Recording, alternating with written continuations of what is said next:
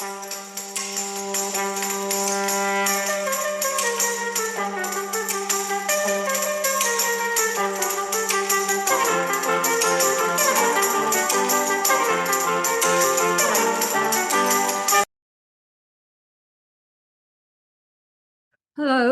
I hope you are all having an exciting time looking at Kindle devices. So today I wanted to talk about the Kindle Fire Max 11. It's a purchase I made during a Black Friday week in order to take advantage of the promotions, the discounts. I have already a Kindle Fire, but it's really, really old. And I had been looking for an opportunity to upgrade, and Black Friday week provided just that. So I wanted to talk a little bit about it because it has features different from all the other Kindle devices, and the Kindle app on the Kindle Fire is a good app in which to read Kindle books. Okay. So first of all, just to show you mine, I ordered the stylus, as you can see, and the stylus I ordered the default stylus from Amazon. It has a magnet, so it attaches magnetically to the Kindle Fire. And this case here is the Amazon keyboard case, which gives you a physical keyboard rather than just an on-screen keyboard, and that can be very useful. But most of what I talk about today doesn't require either the case or the stylus, but I will make a case for them being so useful, maybe not needed, but so useful that I really think you should get them. So the big difference between the Kindle Fire and the other Kindles, so now I'm going to do screen share.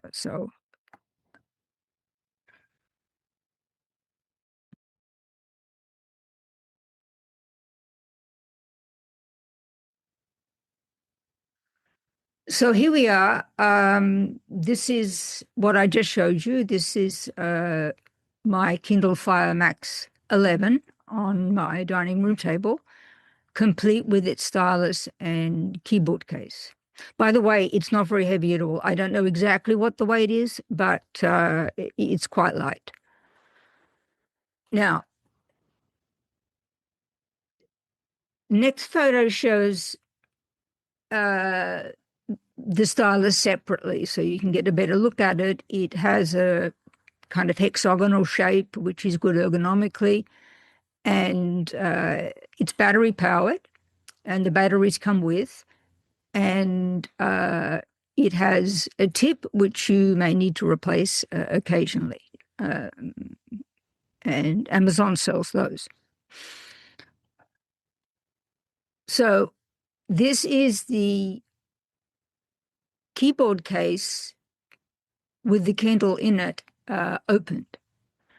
So there is the back kind of folds up at the bottom, so it rests on its own back, and the front is an ordinary keyboard,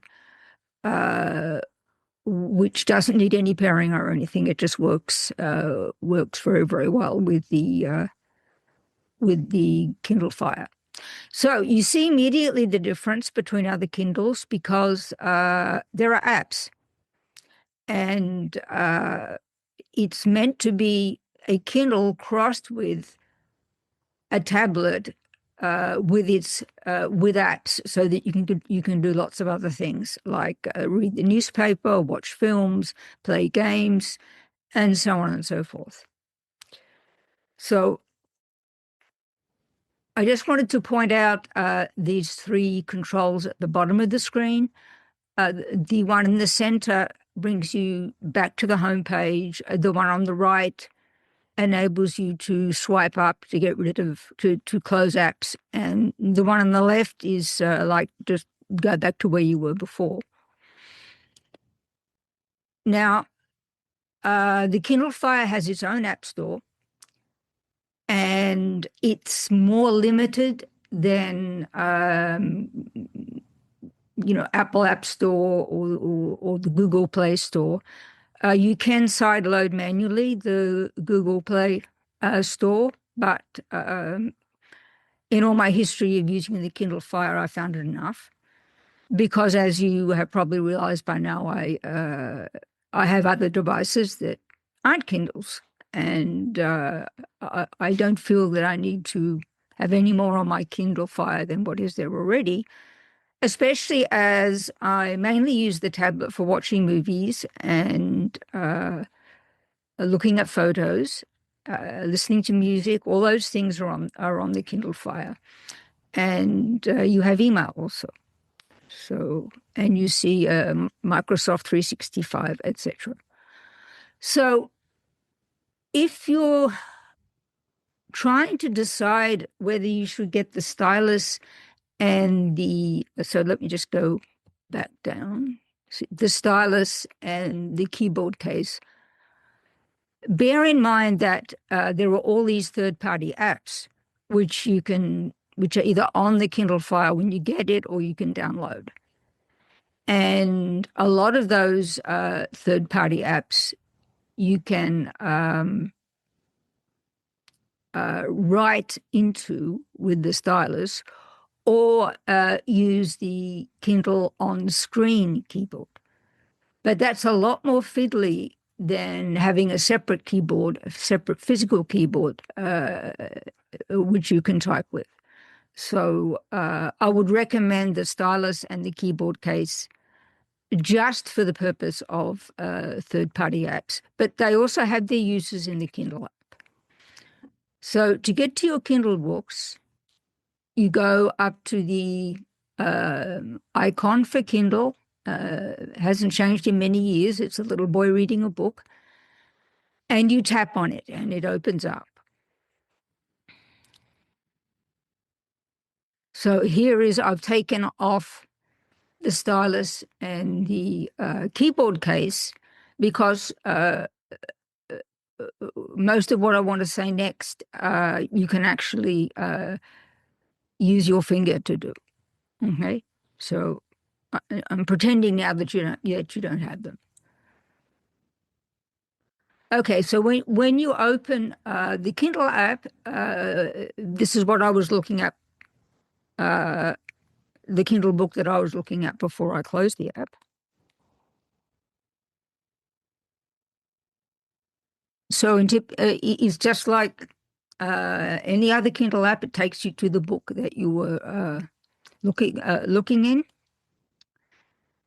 And the main feature, if we're going to talk about annotation, so we've had yesterday just a discussion about the Kindle Scribe, and of course its annotation power is a lot more flexible and powerful than what you'll get with the Kindle Fire. But for some people, maybe the Kindle Fire is enough because there are some annotation tools and they may be enough for you, especially if you're mainly a reader.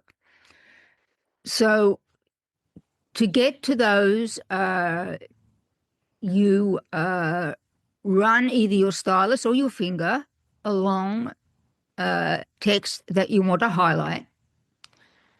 And this little menu crops up, highlight, look up. So if you just highlight a word, it'll look up the word. Note, which is what I want to talk about most. Copy, pin, share, but it's not share in the sense of the Kindle Scribe. It's more of sharing with social media and so on, and report. Okay. So I want to focus on note. Okay. So this is the menu, a little bit more of a close-up of the menu. So if I hit note, then I get this nice big white square, all of which I can dedicate to my note. Okay? And down the bottom, it says handwrite here. So what happens is if you want to handwrite, you can do it with your finger, but I definitely recommend the stylus as less frustrating for that. It will turn that handwriting into text inside the note square. Okay? So it's handwriting to text, and it works very well. But if you prefer, you can go down to this icon and hit that, and you'll get the on-screen keyboard. And so that means that you can type your note directly. You can type your note using this on-screen keyboard if you don't want to do the handwrite to text. It's just a straight type in of your note. Now, when you have the keyboard case, what you use is the keyboard on that case. Okay, it works the same way. Okay. Now, there's this thing called Writing Assist, and this is artificial intelligence, and I don't expect this to stay the same. I expect it to get upgraded by a lot over the next year or so. But Kindle is very careful in making its software upgrades available also to the older devices. So don't wait to buy your Kindle Fire. Don't wait for the next software update. You'll get it automatically. So if you hit that, so what's it going to do? It claims it proofreads, rewrites, emojifies, elaborates, can write in a professional tone, can write in a witty tone, can be concise, casual, and summarize the key points. Okay. So back to the note. So I wanted to have something inside the note because otherwise, when I close it, you won't see the note icon that I want to show you. And it automatically saves, and there's an X in the upper right that enables you to exit the note. Okay, and it will have saved the contents. So there we have it. So it says saved. I've saved for you, and you can close the note by hitting the X.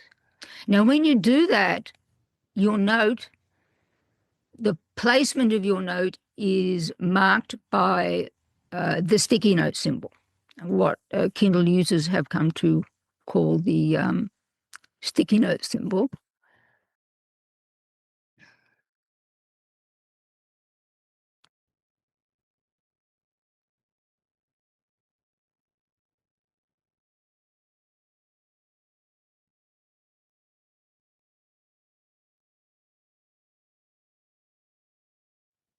And in the upper right, there's a little menu. And the main one that I want to point out is this thing that looks like a book. If you hit that, then you get your annotations. So you get where you did the highlighting, and you get the contents of the notes that you made. Okay. And you can also do a lot of things, cosmetic things. So you have font layout themes. And under more, you have an incredible number of settings to personalize both the Kindle Fire and the stylus if you're using it. Okay, so here we are again. Here is my setup now. And we have our sticky note, highlight and our sticky note and the bookmark. And this is the stylus on the side of the case, and this is the keyboard case. Okay. So this is what I recommend. I recommend you get all three. It's not that much more expensive to get the stylus and the keyboard case, just because it makes things more productive and easier all around, whether you're in the Kindle app or you're in a third-party app. So this is so I've closed the Kindle app. And you see again that it has a very, very nice screen. And you see I have newspapers here, Anchorage Daily News, Wall Street Journal, Washington Post. And there's also, you can do email, and you can look at photos, and you can look at Prime Video. There's lots of stuff that you can do. Plus there's games if you like that. And it's really, so we've been talking about the ColorSoft. So this is not obviously a replacement or for the ColorSoft, which is something affecting the Kindle app. The Kindle app is the usual Kindle app, but what I want to point out is it does have a lot of features, including useful annotation features, even though they aren't at the same level as the Kindle Scribe. If you want to use apps as well as use the Kindle app, you may want to buy this instead of a Kindle Scribe, but I find that they're so different, the Kindle Scribe and the Kindle Fire, that I've got both. Okay. And that is, I think, all I wanted to say. Now, I also got during the Black Friday sales the little ColorSoft e-reader. And I've yet to explore it, and probably the next time I see you, I'll talk about that. And so I have recent Kindle devices that I have are the Kindle Scribe, the Kindle Fire Max 11, and the Kindle ColorSoft. And I gave you in my last podcast episode what I thought about the Kindle Scribe ColorSoft and the Kindle Scribe without front light. And I told you that I'm going to wait on those, even though I will provide you with as much information as I can. But this Kindle Fire Max 11, so 11-inch, is really a lot of fun. And you can you have a very satisfactory experience reading and marking up your Kindle books, even though it's not annotation at the level of the Kindle Scribe. So, I highly recommend it. And the affiliate link, my affiliate link to the Kindle Fire Max 11 will be in the episode notes. And of course, as an Amazon associate, I earn from qualifying purchases. And I thank you for listening, and please subscribe and comment and like my videos, so you'll know when I'm on air again, and you can come over and look at what I have to say. So this will be both a video episode on YouTube, and I'm going to post the audio of it on Buzzsprout, which just does audio podcasts, because I think most of what I said, people don't absolutely need to see the photos. I mean, if you want to see what it looks like, click my affiliate link if you're over in Buzzsprout, and it will take you to Amazon's Kindle Fire Max 11 page, and you can see what it looks like. But anyway, so bye for now, and next time the good old Kindle ColorSoft will be the star, and we'll talk about that.